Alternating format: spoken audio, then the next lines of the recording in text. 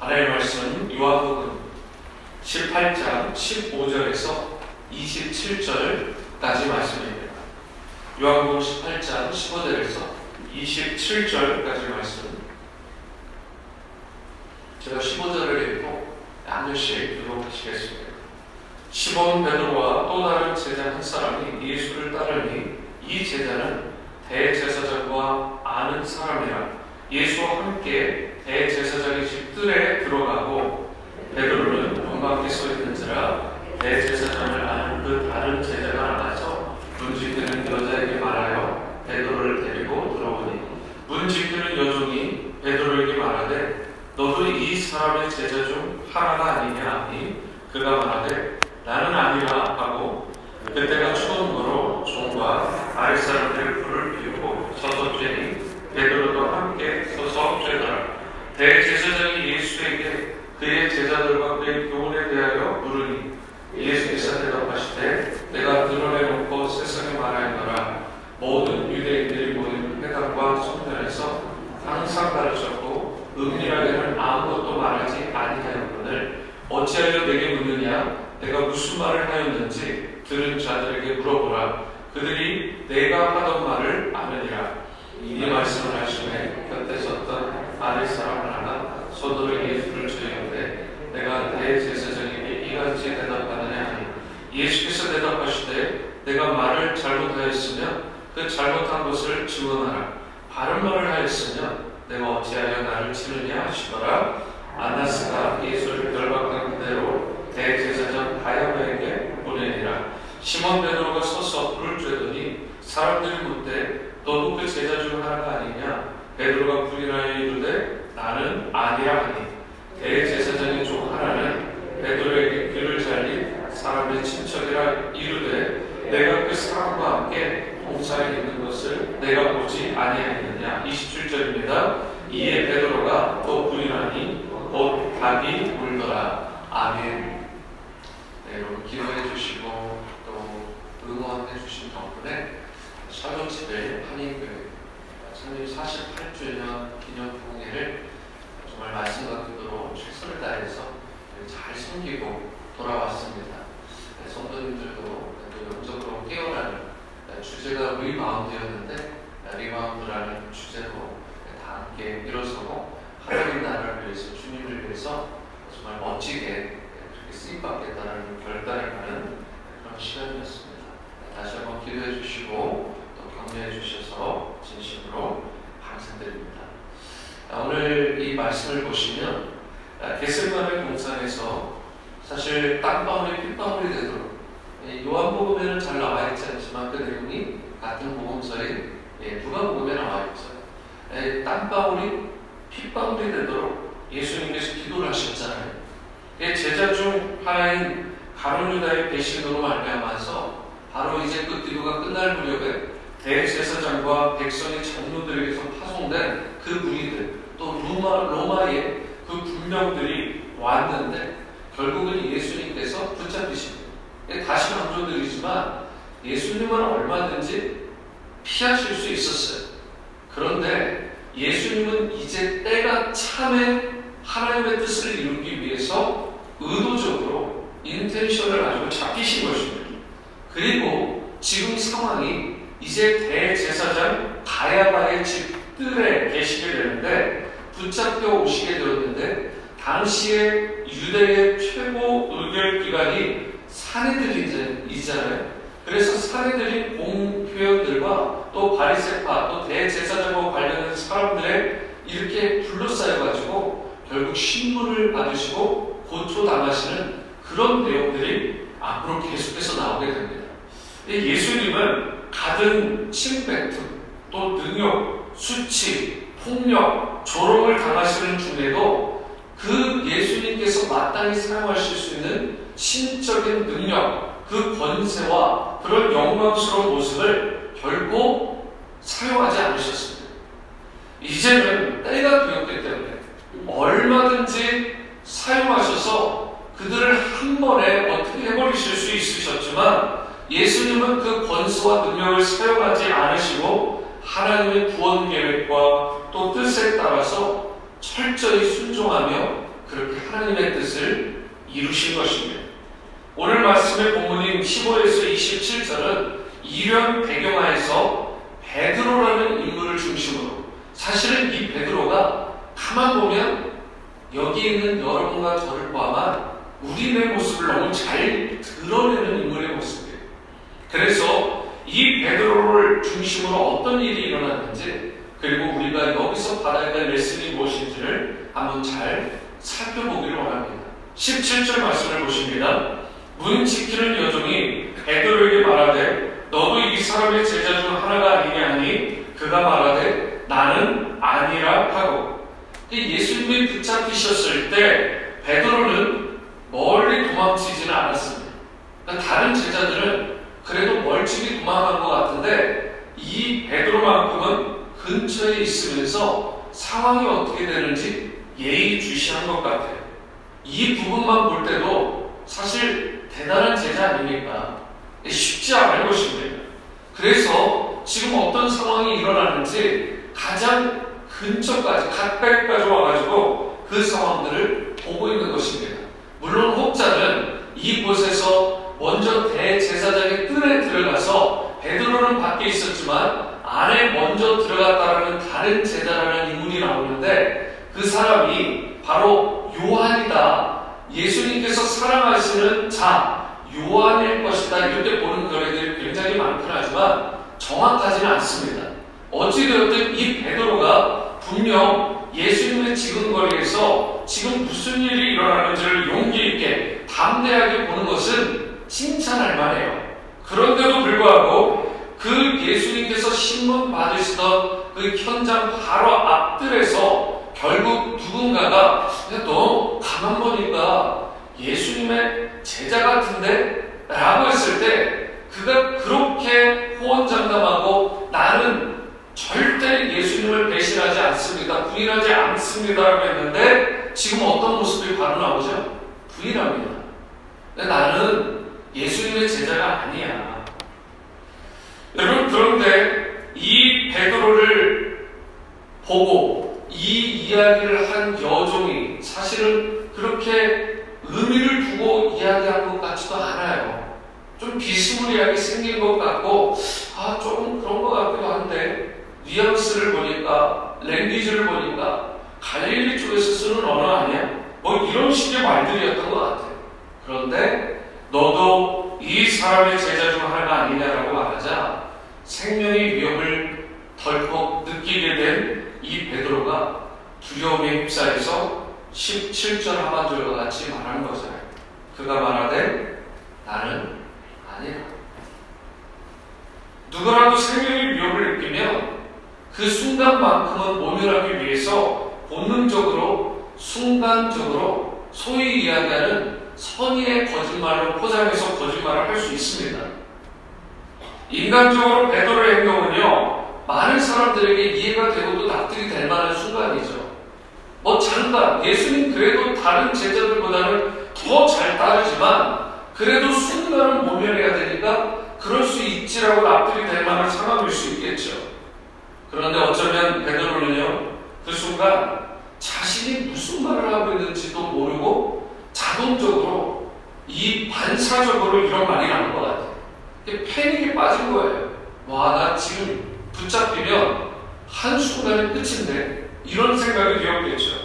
그런데 사실 베드로만 그런 모습을 보이는 게 아니라고요. 다른 이 제자들도 사실 예외가 아니었습니다.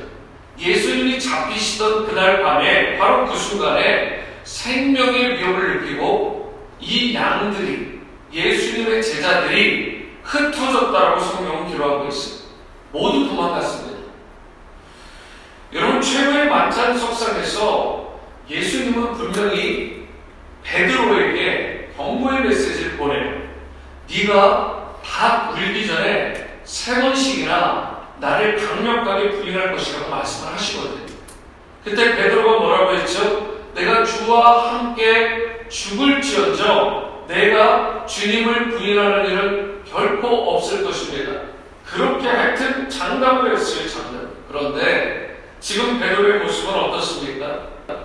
25절을 보면 시몬 베드로가 이제는 서서 불을 누구를 쬐고 있었어요? 사람들이 알아보고는 너도 그 제자 중 하나가 아니냐라고 또 추가로 물어보자 베드로가 또 강력하게 부인을 하죠. 나는 아니라. 성경에 보면 그냥 요한복음상으로 보면 나는 아니다라고만 반복이 되는 것 같아요. 똑같은 말이. 그런데 다른 복음서를 보면 이게 점진적으로 계속 강력하게 더 강력하게 부정을 하고 부인을 하는 장면이 나와요. 그러니까 지금 두 번째 물어본 질문에 대해서 나는 아니다 라고 할 때는 더 강력하게 부인을 한 것입니다. 나는 절대 아니야. 그리고 26절에 이번에는 아예 대제사장의 종 중에 하나가 베드로에게 귀를 잘렸던 사람, 그게 누구예요? 말고잖아요. 말고의 친척인 것 같아요. 그런데 이 친척이 때마침 그 동산에, 겟세마네 동산에 그 현장에 같이 있었던 것입니다. 그리고 베드로라는 인물을 모를 수가 없죠. 그러니까 뭐라고 물어봐요? 네가 그 사람, 곧 예수와 함께 동산에 있는 것을 내가 보았다라고 질문까지 한 것입니다. 이쯤 되면 이제는 베드로가 올게 왔구나 라고 생각을 하고 내가 그 베드로가 맞아 라고 할 법도 한데 베드로가요 또 부인을 합니다. 그런데 다른 성경에 보면 뭐라고 되어 있어요? 다른 복음서에는 저주하면서 curse, 저주하면서 나는 아니야 라고 이야기를 합니다. 그래서 27절을 보면 이에 베드로가 또 부인하니 곧 닭이 울더라. 여러분 베드로의 심정이 어땠을까요? 베드로의 심정 정말 아차 싶어. 이게 정말 뒤통수를 햄머로 딱 두들기는 것 같은 느낌이지 않았겠습니까? 예수님께서 말씀하신 그 내용이 그대로 자기에게 이루어진 거예요. 얼마나 그 마음이 비참하고 얼마나 초라하고 그랬겠어요. 사실 베드로가 예수님께서 마련하신 그 주의 만찬 석상에서 예수님께서 친히 닭 울기 전에 네가 3번 부인하라고 하신 말씀, 이게 생각나면서 밖에 나와가지고는 심히 통곡을 하게 되잖아요. 마태복음 26장 75절 말씀을 읽어드릴게요. 이에 베드로가 예수의 말씀에 닭 울기 전에 내가 3번 나를 부인하리라 하심이 생각나서 밖에 나가서 심히 통곡한다. 하여튼 다 큰 어른이 엉엉 부른 거예요. 베드로는 생명의 위협 가운데 자신이 예수님을 3번씩이나 강력하게 부인했던, 마지막에는 털스 저주하면서 부인했던 자신이 너무나 부끄러웠던 것입니다. 베드로의 이런 삶의 교훈을 통해서 여러분 우리도 우리의 신앙을 돌아봐야 됩니다. 우리는 자기 자신의 이 신앙이 굉장할 것이라고 생각을 하고 다른 사람은 몰라도 나는 예수님 결코 부인하는 일 없습니다. 그런데 예수님께서 오늘 성령의 감동으로 우리에게 이렇게 말씀하신다면 네가 다 울기 전에 3번이나 아니 그 이상 강력하게 나를 부인할 것이다. 아유 예수님 나는 결코 그런 일이 없을 것이며 호언장담을 하는. 여러분 그런데 솔직하게 우리가 해야 될 신앙의 애티튜드, 태도는 무엇이냐? 자신의 연약함, 나의 연약함을 주님 앞에 솔직하게 알려야 되는 것입니다. 그리고 도리어 내가 호언장담만 할 게 아니라 주님의 선하시고 주님의 그 은혜로운 손길을 내가 기대하면서 주님의 그 도우심과 자비를 구해야 될 것입니다. 내가 얼마나 연약하고 얼마나 나약한 존재인지를 항상 인식하고 결코 자만하거나 교만하면 안 될 것입니다. 교만이라는 것은 패망의 선봉이잖아요. 여러분 베드로는요 성령의 충만함을 받아가지고 말씀과 성령으로 가득하게 채워졌을 때는 예수님이 주는 그리스도시고 살아계신 하나님의 아들이시다, 이 예수님에 대해서 그런 놀라운 그런 바른 고백을 했던 인물 아닙니까? 그렇기 때문에 여러분 구해야 되는 건, 이렇게 새벽에 나와서 구해야 되는 것은 바로 성령의 충만함이라는 것입니다. 성령의 임재와 성령의 기름 부으심으로 충만함을 입어야 아무리 생명의 위협을 받고 아무리 위태로운 상황이 오더라도 그 죽음의 위협에도 불구하고 마지막 순간까지도 그 모든 것에 대해서 내가 굴하지 않고 거기서 맞서서 무릎 꿇지 않고 담대한 신앙으로 주님 앞에 서게 되는 것입니다. 다시 강조드리지만 하나님께 평소에 무릎 꿇는 자는 세상에 또 생명의 위협에 무릎 꿇지 않는 자가 되는 것입니다. 그러므로 이 새벽에 저와 여러분들의 겸비함으로 주님 앞에 나아가 우리의 연약함을, 우리의 부족함을 솔직하게 아뢰고 주님의 성령으로, 주님의 말씀으로 충만함을 얻는 그런 은혜가 있게 되기를 주님의 이름으로 축원합니다. 우리 믿는 자들에게 소망이 있는 것은 때로 우리가 실패하고 낙심하고 좌절하지만 예수님께서 먼저 나를 찾아오신다. 먼저 우리를 찾아오셔서 만나주신다는 것입니다. 그래서 우리의 깨어지고 상한 심령을 만져주시고 회복시켜주시는 거예요.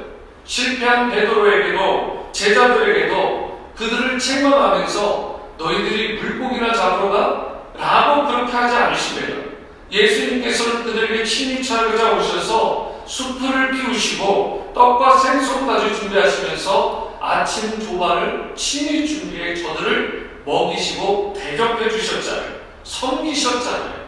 그리고 베드로에게 이렇게 물으셨습니다. 네가 나를 사랑하느냐?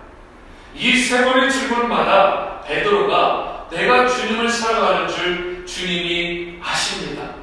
얼마나 그 숯불을 보면서 다시 그 당시 예수님을 부인했던 당시에 그 숯불이 떠올랐겠어요. 그런데 그 순간에 내가 주님을 사랑하는 줄 주님이 아십니다. 나지막한 소리로 초라해 보이지만 정말 진솔한 고백으로 그렇게 예수님께 베드로가 고백했을 때 예수님께서 뭐라고 말씀하십니까? 그분을 부인하고 그분을 부정까지 하면서 그 강력하게 펄스했던 베드로를 용서하시고 치유하시고 회복하시며 이제는 내 양을 먹여라, 이제는 내 양을 쳐라 라고 하시면서 하나님 나라의 꿈과 비전과 그 사명을 이 베드로에게 다시금 맡기셨습니다. 오늘 생명의 삶의 제목은 의인의 당당한 배신자의 후회인데요. 의로우신 예수님은 오늘 본문을 보면 자신의 무죄를 당당하게 밝히셨지만 베드로를 보면 문지키는 작은 여종 하나의 말에도 가슴을 쓸어내리면서 당당하게 자신의 신앙을 고백하지 못하는 그런 초라한 모습을 보이게 됩니다.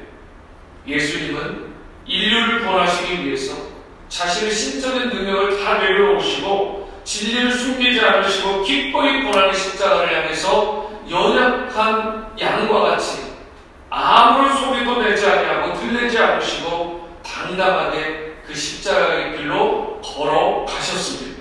이제 우리도 예수님의 제자답게 어려움 속에서도 당당하게 진리를 선포하면서 좁은 길, 십자가의 길을 걸어가신 예수님을 따라가야 될 줄로 믿습니다. 우리 예수님의 최고의 사랑의 결정은 십자가입니다.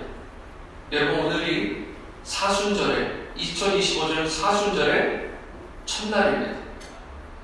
오늘 이 새벽에 여러분과 제가 모두 십자가로 더 가까이 나가고 십자가의 은혜로 담금질되는 그런 역사가 있게 되기를 바랍니다. 십자가는 우리의 신앙의 기초이고요, 우리 신앙의 어쩌면 전부입니다. 여러분, 우리의 신앙의 문제가 생기고 삶이 흔들리거나 요동하고 위기가 찾아오면 우리가 점검하고 나가야 될 바가 바로 십자가입니다. 십자가 앞으로 나가야 되는 거예요. 이번 사순절을 통해서 예수님의 십자가 은혜를 어느 때보다 깊이 묵상하는 여러분과 제가 될 수 있게 되기를 바라고, 오늘 성령의 충만함을, 우리 주님께서 기대하시는 그 충만함을 얻을 수 있게 되기를 바랍니다. 그래야 십자가의 감격이 회복되고 십자가로 더 가까이 나가는 성도, 그리하여 어떠한 문제를 만나더라도 그 문제를 해결받고 뚫어내고 삶이 바르고 건강해지고 참된 회복과 치유를 매일 또 삶의 모든 영역에서 풍성히 누리며 살아가는 십자가의 은혜와 능력으로 승리하는 여러분과 저의 삶이 될 수 있게 되기를 주님의 이름으로 축원합니다. 기도하십니다. 사랑과 은혜의 주님, 우리가 오늘 2025년 또 사순절을 허락하심을 감사드립니다. 올 한 해 이 순간 더욱더 예수님의 십자가 앞으로 가까이 나갈 수 있기를 원합니다.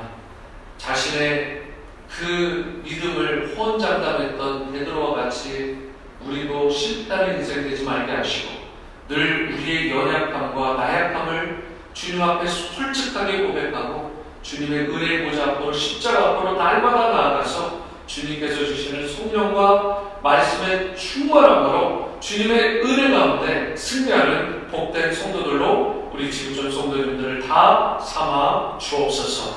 오늘도 기도하는 곳마다 하늘문을 열어주시고 영혼에게 강건함으로 우리 사랑하는 모든 지구촌 성도님들을 덮어주시고 저들의 가정과 직장과 자녀들과 삶의 모든 터전들과 이웃들을 복되게 하여 주시기를 원할 때 존귀하신 예수님의 이름으로 축복하며 기도합니다. 아멘. 하늘에 계신 우리 아버지여, 이름이 거룩히 여김을 받으시오며 나라가 임하시오며 뜻이 하늘에서 이루어진 것 같이 땅에서도 이루어지이다. 오늘 우리에게 일용할 양식을 주시옵고 우리가 우리에게 죄 지은 자를 사하여 준 것 같이 우리 죄를 사하여 주시옵고 우리를 시험에 들게 하지 마시옵고 다만 악에서 구하시옵소서. 나라와 권세와 영광이 아버지께 영원히 있사옵나이다. 아멘.